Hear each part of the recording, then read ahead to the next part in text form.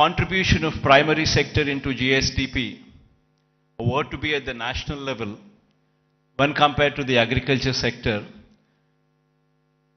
we would come across a figure of 17 to 18% at the national level. Whereas when it comes to our state, we're talking about a figure of 35%. On one side, it is a projection that we are an agrarian state. But on the other side, it poses a challenge that no state can survive with these numbers until and unless the secondary and the tertiary sectors grow.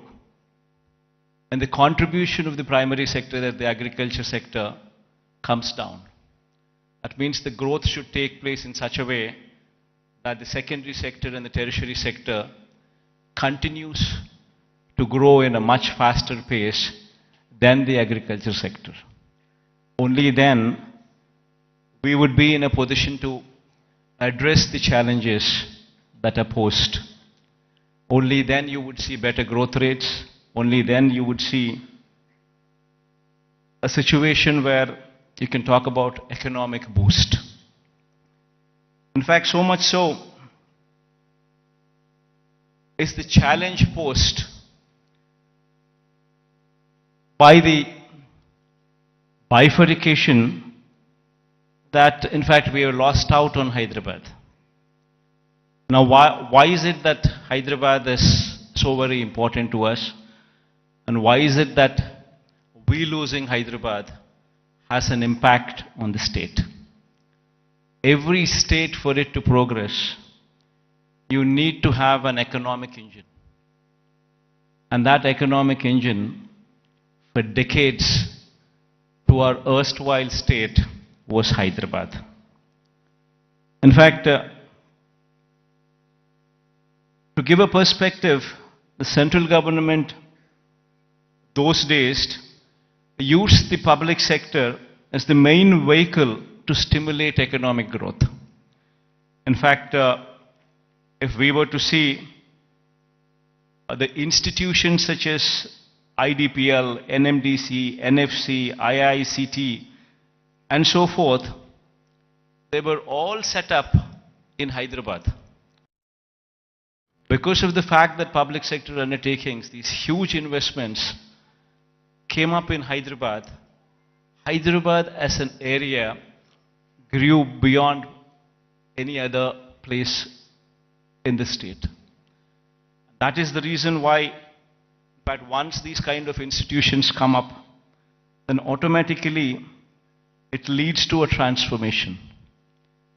It leads to better salaried employees coming out of that location, coming out of that place, which in turn leads to a cyclic effect where better institutions would come up, overall economic growth takes place, and then the city starts moving and growing. Unfortunately for us, it so happened that 90% of the entire PSUs, which to the erstwhile state of Andhra Pradesh, have all come up only in Hyderabad. And because of that, Hyderabad grew at a much faster pace than any other place in the state. In fact, so much so that the services sector in Telangana, for instance, is now currently positioned at a 62.87%, the tertiary sector, whereas the national average is 55%. And in the same, the tertiary state of Andhra Pradesh, we stand at mere 40%. So the agriculture sector, what should be at 17% as a national average, we are at 35%.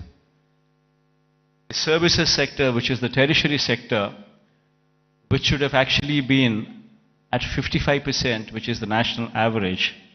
We are at 40%, whereas Telangana is at 62.87% of the state's GSDP comes from just the services sector, that is the tertiary sector, and predominantly from Hyderabad.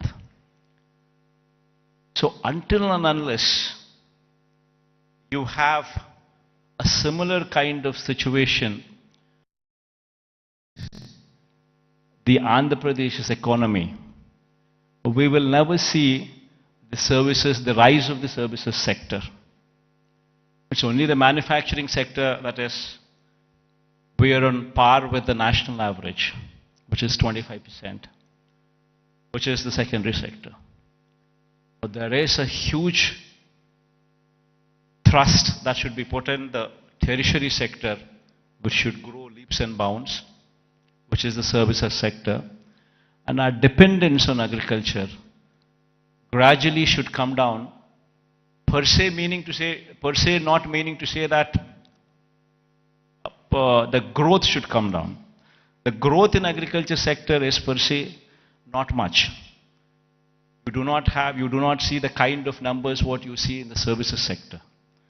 So it's very important for any particular state to grow. It's very important that the secondary sector, that is the services sector, that is the tertiary sector, should grow leaps and bounds. In fact, owing to this reason, the per capita income of Andhra Pradesh, if one were to compare with Telangana, is only 2,19,518. When compared to the figures of those in Telangana, you would see 3,12,398 for the year 2022. This is the per capita income. Predominantly it is coming from Hyderabad. The reason why I'm saying this is, we would have to have a balanced growth. We would have to harness the strengths that we have. We have a huge coastline of our second largest coastline, in fact, in the country. 974 kilometers of coastline. Now, this is one potential that we need to harness to ensure that we have an economy